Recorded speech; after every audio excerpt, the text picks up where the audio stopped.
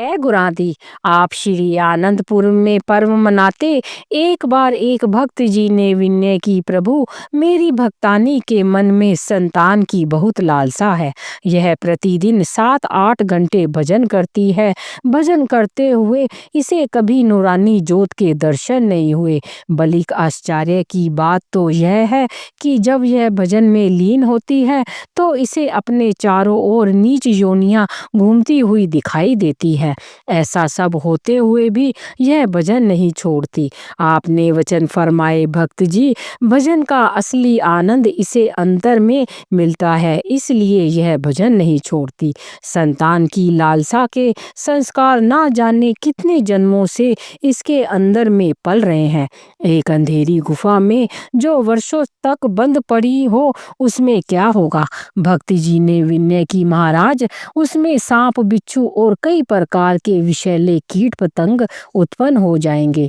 आपने फरमाया, ऐसे ही जन्म जन्मांतरों से मन की गुफा में विषैले संस्कारों के कीट पतंगे उत्पन्न हुए हैं।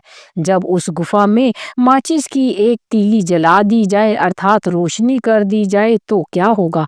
वे सब रोशनी में उस गुफा में से बाहर निकलने के लिए भागेंगे।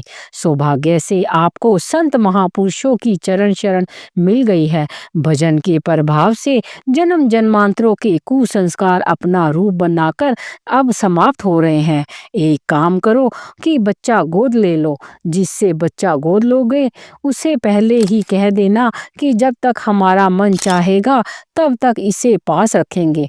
पुनः उसे धन संपत्ति सहित लौटा देना। भजन करने से इसकी सुरती काम, क्रोध, लोभ, मोह से निर्लिप्त हो चुकी है। इसका आखिरी संस्कार करने ही यह परमात्मा स्वरूप बन जाएगी। भक्त जी ने श्री वचनों के अनुसार कार्य किया। वह हैरान था कि 6 मास भी भक्तानी ने बच्चे को अपने पास नहीं रखा। उसका मोह बंधन जो लोहे की दीवार बनकर खड़ा था टूट गया। अब वह हर समय भजन में आंतरिक नजारे देकर आनंद में झूमने लगी। भजन से उठती तो यही कहती कि श्री गुरु महाराज जी ने मुझे जीते जी मुक्त कर दिया है। भक्त जी ने श्री चरणों में आकर विनय की, प्रभु अब मुझे भी मुक्त करो। श्री वचन हुए कि भजन करो और सब कुछ पाओ। भजन में ही सब द्वार खुलते हैं और जीव को सच्चे आनंद की प्राप्ति होती है। बोलो जयकारा बोल मेरे श्री गुरु महाराज जी की जय।